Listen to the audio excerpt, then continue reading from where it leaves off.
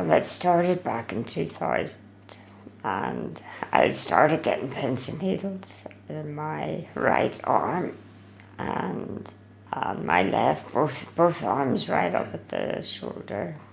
And I went to my GP, who then, because we were in Bupa at the time with work, we then referred me to a neurologist.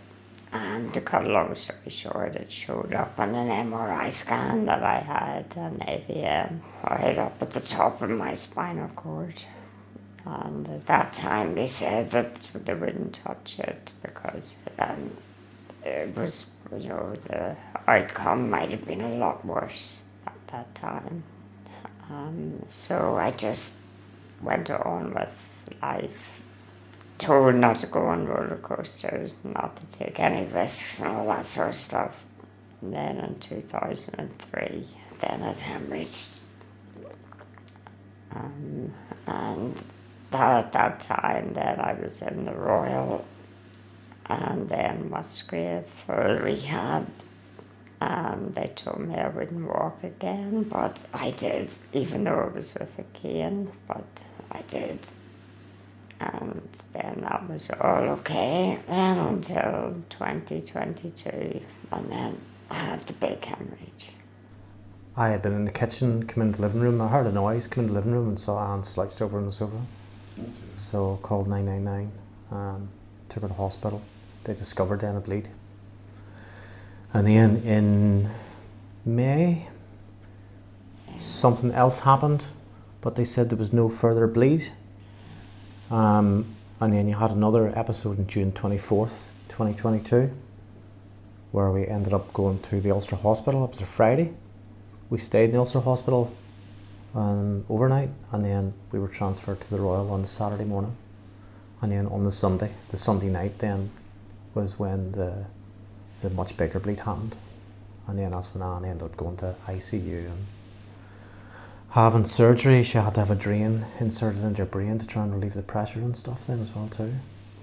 And then that's what it all went wrong then. Everything started to go.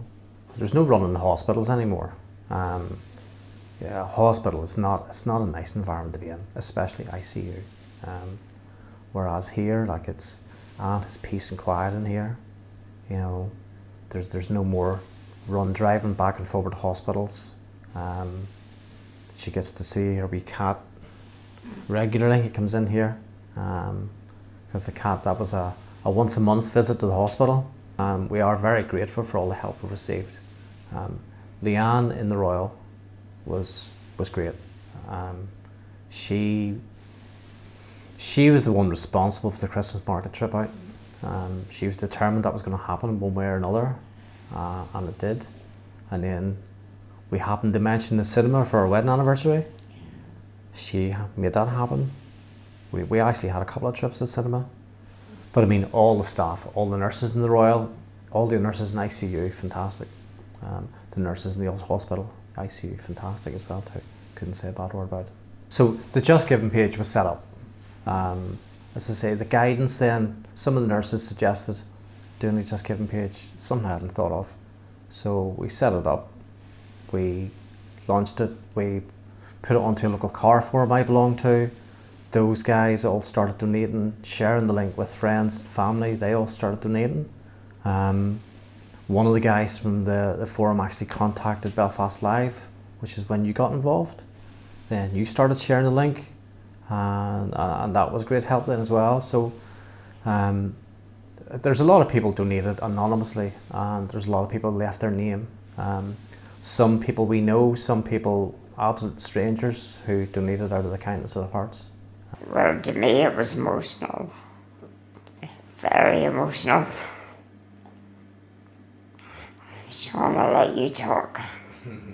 It was quite emotional, quite overwhelming to see some strangers, people you don't know, literally people you don't know, donate money. Yeah. Sean only missed five days in the two odd years that I've been in hospital. So he's been really good obviously. But yeah, no, it's just nice that he doesn't have to run up and down to the hospital all day or every day.